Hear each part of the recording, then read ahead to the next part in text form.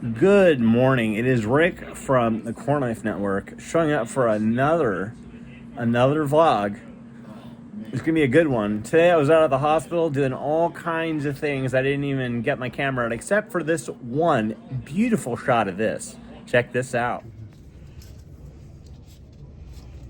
All right, ready? Sure.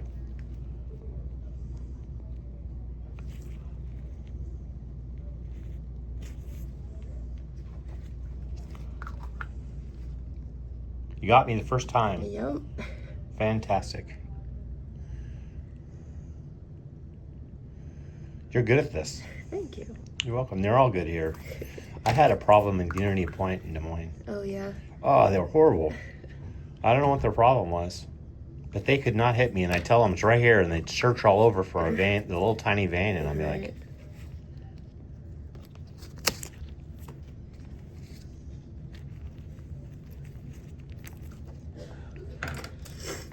"Thank you." Yeah.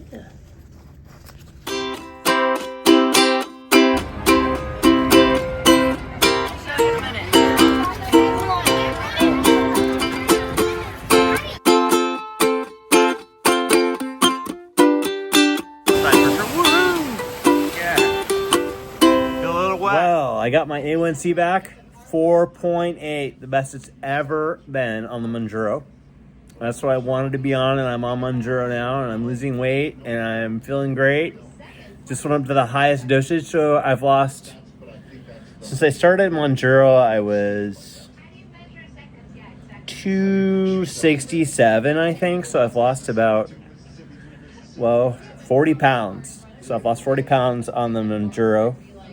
I'm pretty stoked. More than that, I used to be a big fat butt at 360 pounds. But I took care of a lot of it on my own, but it was hard. But the Mounjaro really seems to help. I just went up on the highest dosage, so I'll be losing even more weight.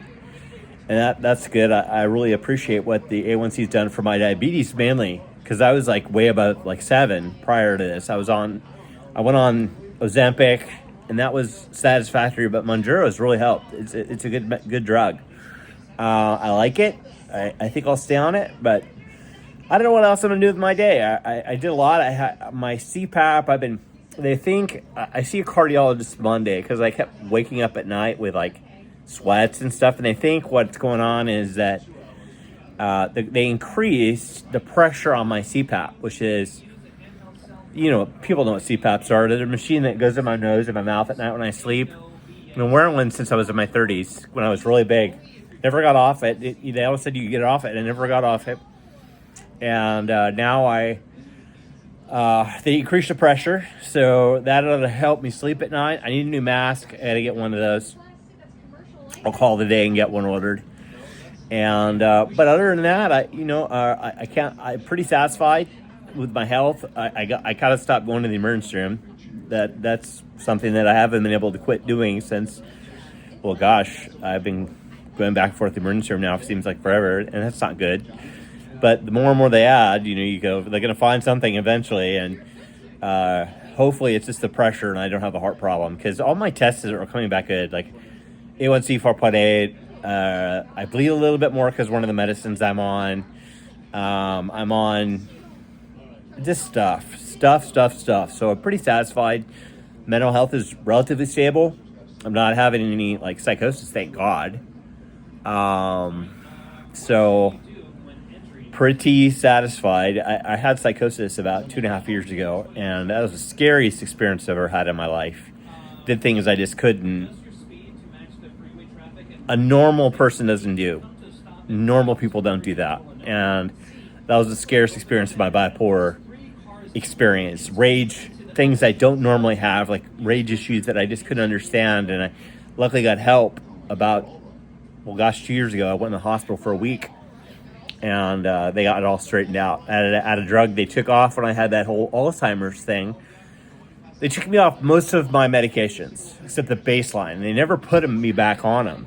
So that's what caused all that. So now, just dealing with all the ramifications of what will happen with that. And so I'm now making better choices in life. So, but yeah, I don't know what else I'm going to do today, really. I don't know what else I'm going to do, but Beautiful Amy Kitty.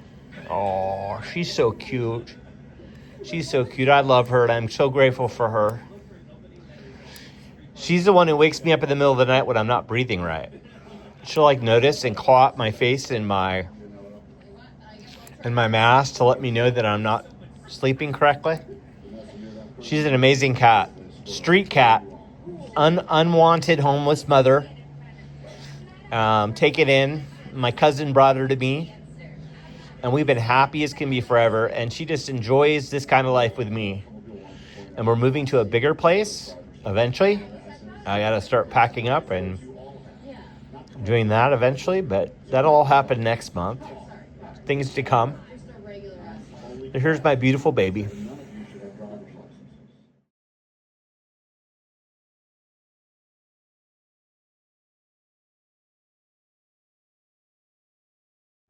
There she is in her favorite spot. From Bet365. In her favorite spot. I get paid out instantly, even if they blow the lead later. Sound familiar, Dale? I'm so glad I got that for her. Winning is She loves it. Gambling problem? Call 1-800-BETS-OFF. 21 plus only. Must be physically located in Iowa. T&Cs apply. Once again, I'm listening to the Klein and Alley show on K-Rock out of LA on my Sirius XM. Not Sirius XM, but on Odyssey on my Alexa device. And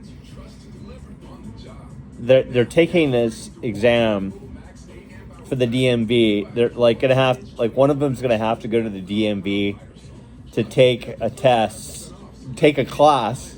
The one that doesn't pass the basic driving test, the practice test. It's hilarious. None of them know how to drive and they live in LA. Basic question. What do you do when emergency vehicles are coming? There's multiple choice, but what would you do exactly when emergency vehicles come? I'll tell you what I would do.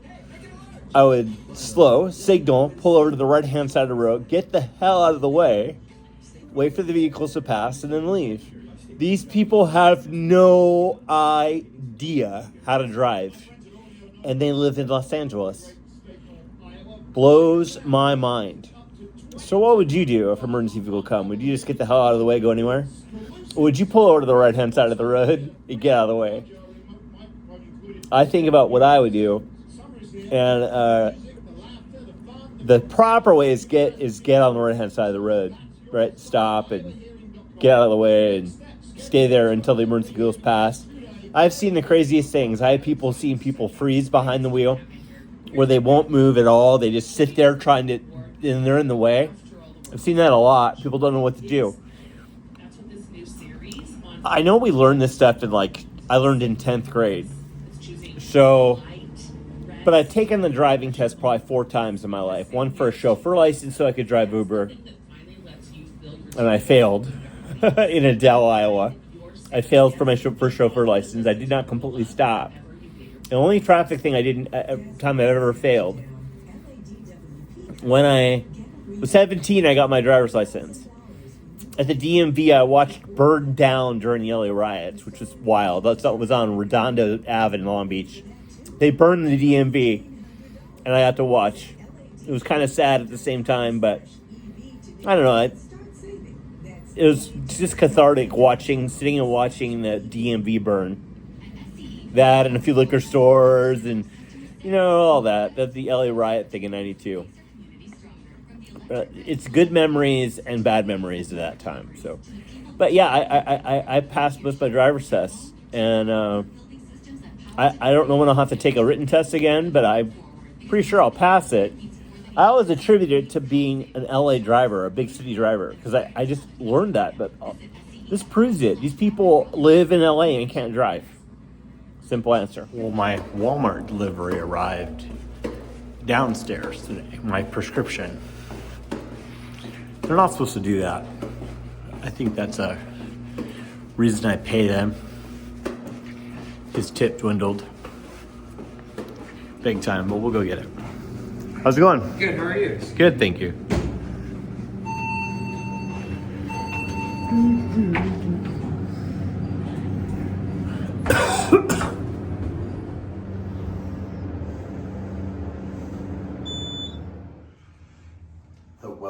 bench.